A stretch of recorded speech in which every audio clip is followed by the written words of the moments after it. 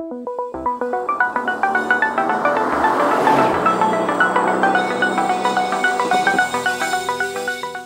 welcome to sunny Spain, where we've come to drive this, the Aston Martin DB11 V8. What's different? Well, obviously, the clue's in the name. It's a V8 engine. Engine's been taken from Mercedes, their AMG division. It's delivering about 500 brake horse. It's a twin turbo, 4 litre. We also know that the engine's capable of making a lot more power than that, because we've driven it in AMG products, which have been producing the best part of 600 brake horse. So we can only assume that Aston have done this to keep it away from the V12. But don't go thinking that the whole powertrain's been lifted wholesale from Mercedes.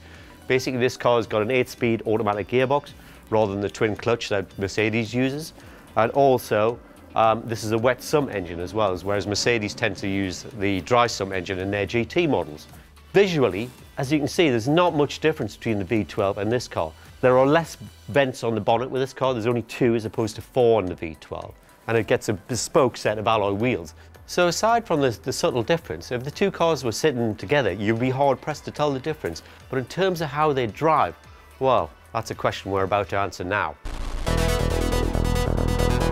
Now, what we need to note about this car is, it's about £13,000 cheaper than the V12 for a start. But the biggest saving is in the amount of weight in the car. The engine's actually about 100 kilos lighter than the V12. And also, because you've locked those front cylinders off the engine, the whole mass of the motor is further back inside the cabin.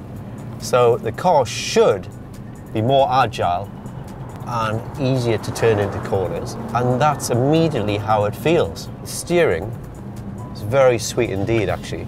Turns in very nicely, and it returns to center with the same kind of weighting. There's no inconsistency in it. If you think you're going to need a V12, actually forget it. This engine's very strong indeed. It's producing about 500 brake horse. Got loads of torque, so you can just drive it out the bottom. I have to confess, I've already driven the V12 engine. I drove it earlier this year, and I'm not a big fan of it. It's predominantly down to the rear end of the V12 car. It gets very light on you, it steps up over crests, and it has this lateral movement at the rear end of the car. This car is a totally different animal. It works so hard on the chassis. The rear end, the torsional stiffness has gone up exponentially.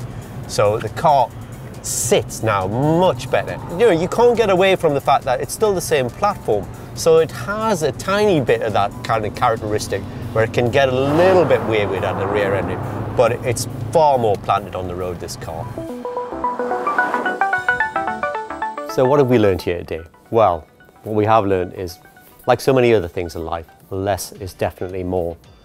This V8 car is so much lighter than the V12 car, so much more agile.